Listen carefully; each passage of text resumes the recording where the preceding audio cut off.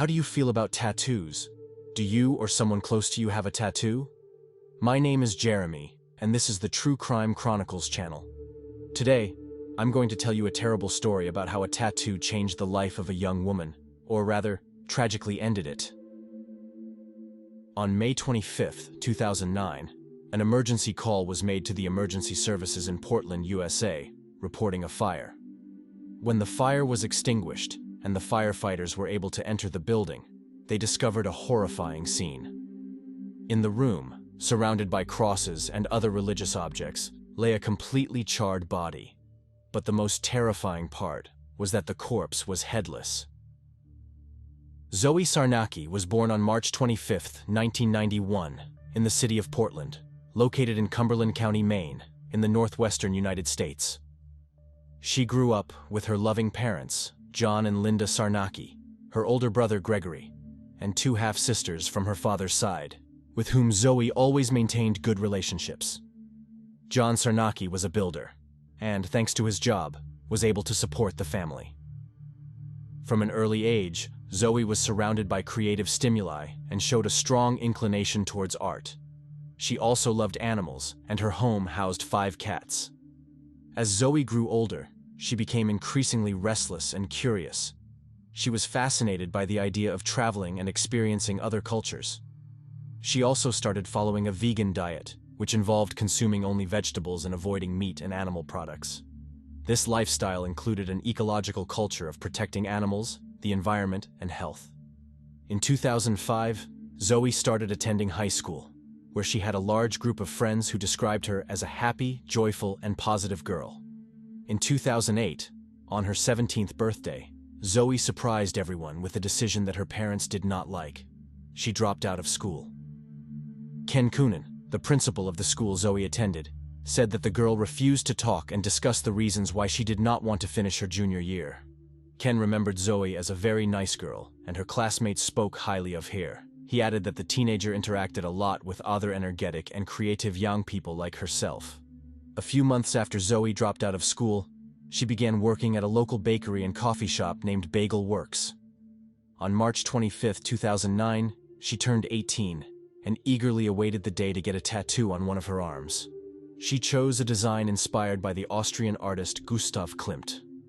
Zoe could not imagine that fulfilling one of her biggest wishes, which was supposed to celebrate her entry into adulthood, would put her on the path of a person who would forever change her destiny. Having a clear idea of what she wanted to depict on her arm, Zoe went to a tattoo parlor in the Old Port area and met Chad Gurney, a 27-year-old tattoo artist. It seemed that they immediately took a liking to each other, and just a few days after meeting, Zoe agreed to become Chad's girlfriend. She was not at all bothered by the fact that he was 9 years her senior. Chad was a very unique young man. He attended high school in Wells, Maine, where he became known as a lacrosse goalie, a contact sport played between two teams using a small rubber ball and a stick with a long handle. After finishing high school, Chad moved to Lynchburg, Virginia, to study at Liberty University, known for being headed by the famous evangelist pastor, Jerry Falwell. Chad's body was covered in tattoos. His skin bore dozens of drawings, mostly of aliens. One of them, depicting a crocodile in gray tones, was particularly striking. In the world of tattoos, alien drawings can mean 2 things.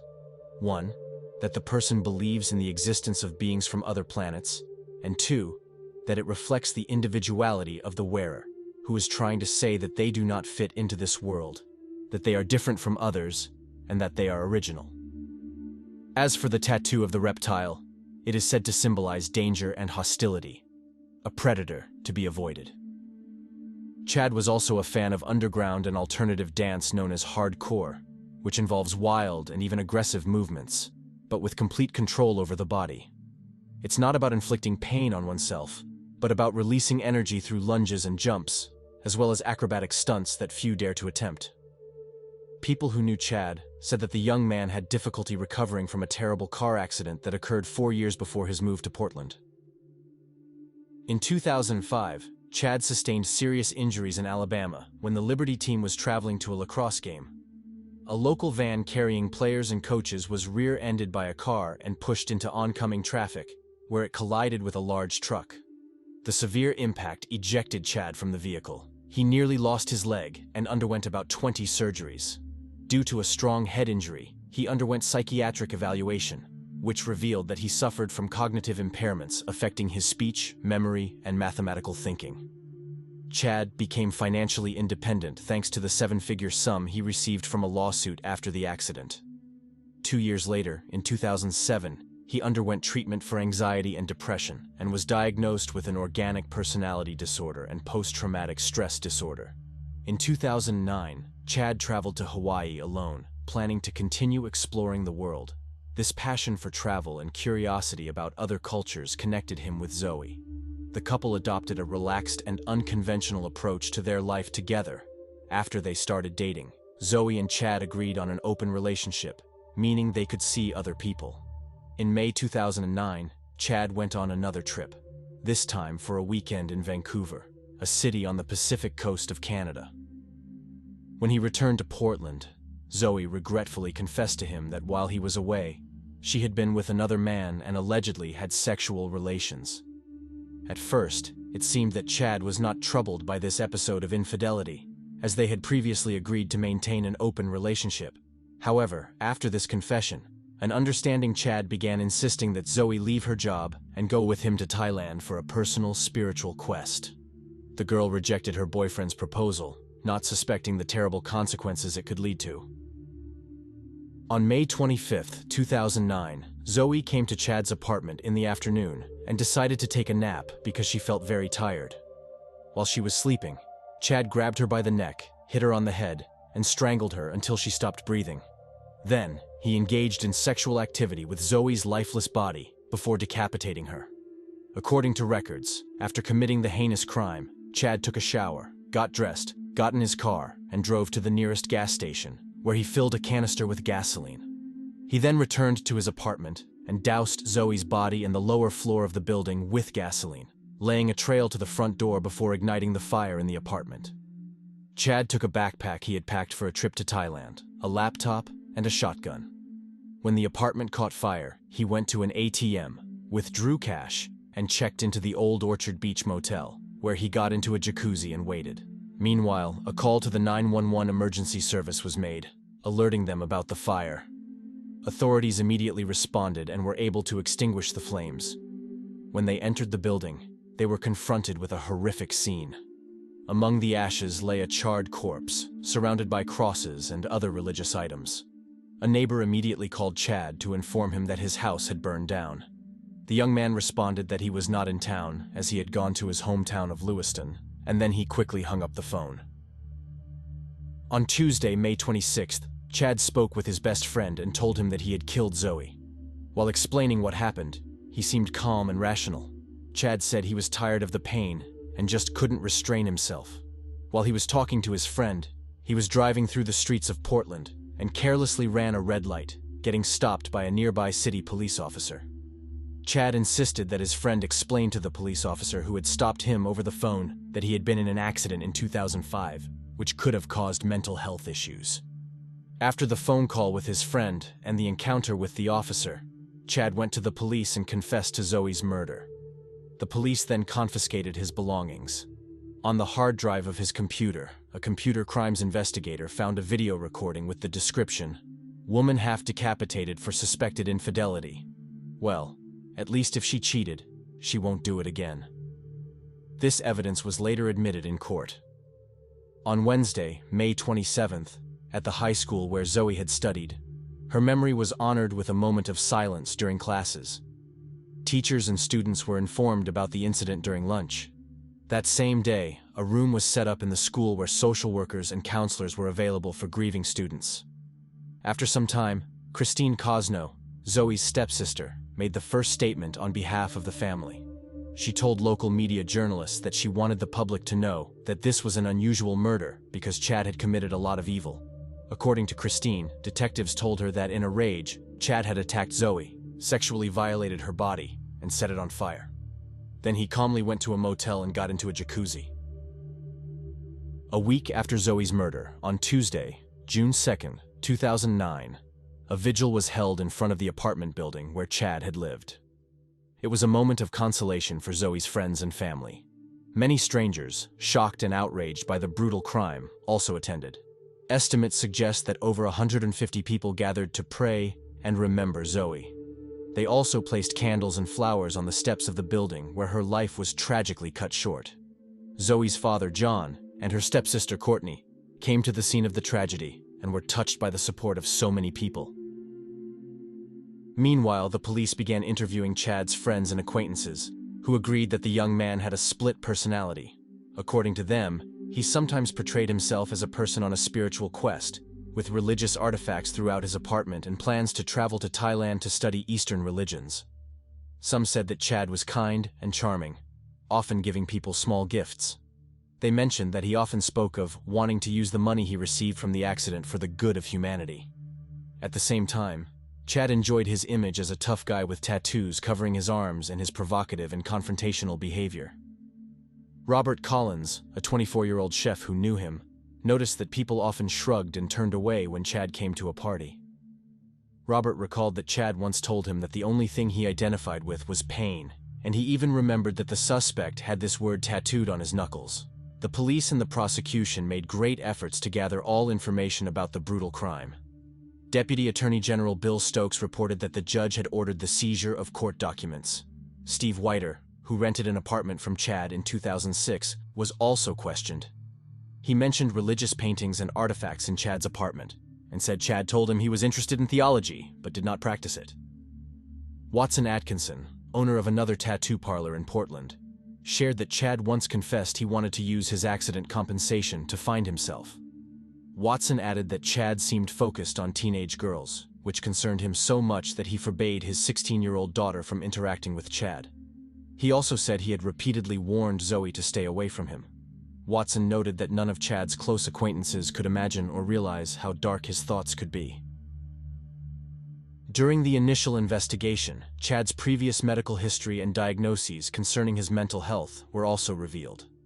However, while in custody, Chad underwent evaluations by several psychologists who found no evidence that he was suffering from delusions or hallucinations. During conversations with the specialists, Chad admitted that he had strong feelings about Zoe's infidelity and that it had disappointed him. According to court documents, he claimed to be tired of the infidelity of all his girlfriends. These conversations revealed a depressed Chad who began to contemplate taking Zoe's life when she confessed her unfaithfulness to him.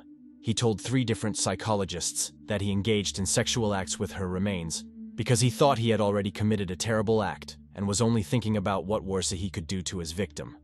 When Chad's trial began, a 127-minute police interrogation conducted 12 hours after the crime was leaked. During the interrogation with a detective named Danham, Chad said that he and Zoe got along very well. He noted that she occasionally stayed in his apartment for about a week and that they had no arguments. Chad claimed they were soulmates and that she always tried to be honest with him. He stated that he had taken the life of the most beautiful girl he ever knew and added that he owed it to his 18-year-old victim to tell the truth. During the conversation with the detective, Chad remained composed, constantly apologized, and cried several times. Chad recounted that on May 25, 2009, Zoe was napping. According to him, he approached and began to strangle her. She tried to fight for her life and screamed for him to stop. Chad said that when Zoe tried to resist, he hit her on the head and continued to strangle her until she stopped breathing. He then described the atrocities he committed with her body. At this point in the interrogation, Chad stated that he used 3 knives, not a samurai sword as initially thought, for the decapitation. He added that he then placed a cross between his legs and talked about everything he did while her body burned in the apartment. Describing the events, Chad constantly called himself a terrible person. When asked why he decapitated Zoe, he replied that he was trying to turn her death into a ritual of forgiveness. When asked why he did it, Chad struggled to find an answer. He then stated that he felt possessed, and that on the day of Zoe's murder, everything in his life dimmed. He explained that for several hours, he became a wild, primitive beast in his basic instincts, and that's why he committed such a monstrous act. This interrogation became an important piece of evidence presented in the Cumberland County Supreme Court. During the initial hearings, prosecutors played the entire 2.5-hour recording for Judge Roland Cole. There was discussion that Chad faced a minimum of 25 years in prison and a maximum of life imprisonment. It was also suggested that if his mental disorder was acknowledged, he might be sent to a psychiatric center in Augusta. During one of the hearings in 2011, it was established that the accused had strangled the victim in a fit of anger, but it remained open whether Chad, who had waived his right to a jury trial, agreed with this.